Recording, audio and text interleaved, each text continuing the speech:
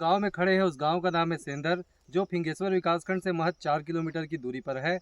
और यहाँ के किसानों ने की है दलहन तिलहन की खेती, और वो बहुत बड़े रकबे में लगभग 25 एकड़ में यहाँ सरसों, मक्का, मूंग, उड़द की खेती की जा रही है। और हमारे साथ एक किसान भाई है जिनका नाम है श्री रामाधार साहू जी, जिन्होंने सरसों की खेती की है। और आज हम सरसों के खेत पर खड़े हैं, जिसकी वैरायटी की बात करें तो PM 32 वैरायटी किसानों को कृषि विभाग द्वारा प्रदाय किया गया था। और किसानों ने किस तरह इसकी खेती की है, आगे हम जानेंगे श्री रामाधार साहू जी से। साहू जी बताइए। मोर नाम रामाधार साहू, ग्राम सेंदर। और 8 एकड़ में, लगभग 8 एकड़ में भुट्टा लगा हूँ। 5-6 एकड़ में सरसों है, और 1 एकड़ में चना है, 1 एकड़ में तिवरा है, 1 एकड़ में बटरी है, 2 एकड़ में धनिया है, और 1.25 एकड़ में, 1.5 एकड़ में लगभग कुम्हड़ा है। भिंडी भी लगे है 1 एकड़ में, और मूंग है, मसूर है, सब चीज़ लगे हैं सर। जैसा हमारे पुरखे किया करते थे, सिर्फ नमक खरीद के बाजार से खाया करते थे और सारी चीज़ की खेती अपने खेतों में करते थे, उसी तरह से साहू जी ने आज इन सब की खेती की है। और जो अच्छा मटेरियल है, जैविक मटेरियल है, वो अपने गांव के किसानों को भी उपलब्ध कराएंगे और आसपास के किसानों को भी उपलब्ध कराएंगे। तो इनके बेचने का क्या सोचा है साहू जी, आपने कहाँ बेचेंगे इसे? सोसाइटी में पंजीयन कराए सर।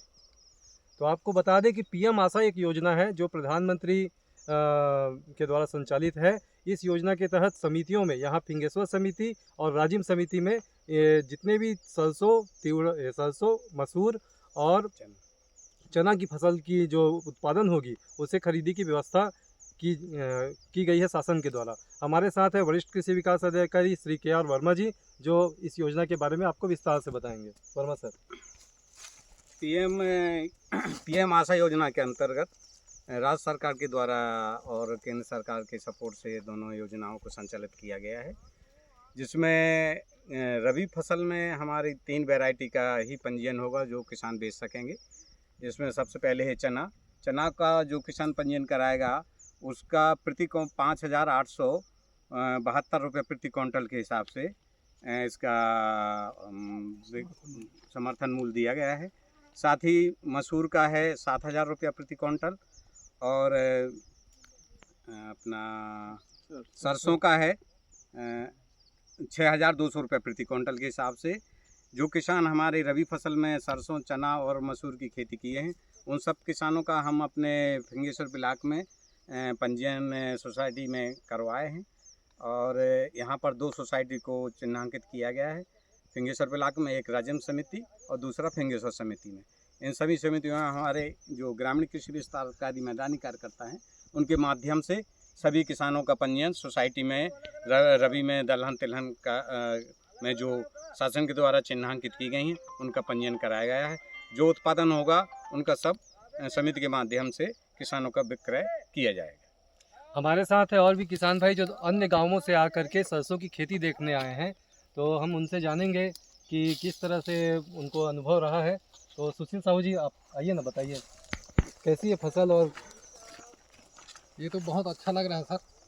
इसे देखकर ऐसा लगता है कि धान की फसल के से बेहतर लग रहा है, और बता रहे हैं किसान उस हिसाब से इससे प्रेरित होकर तो आगे होना ही चाहिए। तो फसल अच्छी लगी आपको? फसल अच्छी है सर जी। तो साहू जी, आप क्या बोलेंगे अन्य किसानों को जो कि धान के अलावा अन्य फसल की खेती हो ही नहीं सकती, ऐसा मानना है उन लोगों का, उनके लिए आप क्या सलाह देंगे? सब खेती हो सकते सर, किसान के रुचि ऊपर बात है। मैं तो हर साल धान लगाते रहा हूँ, हर साल पानी की कमी हो फसल मर जात रही से। इस साल पूरा 25 एकड़ में लगे, पूरा दलहन तिलहन, और सब फसल ठीक है। और हमेशा कृषि विभाग के सहयोग भी मिलत रहते। पूरा कृषि विभाग के अधिकारी कर्मचारी मतलब भी धन्यवाद दूँ। धन्यवाद।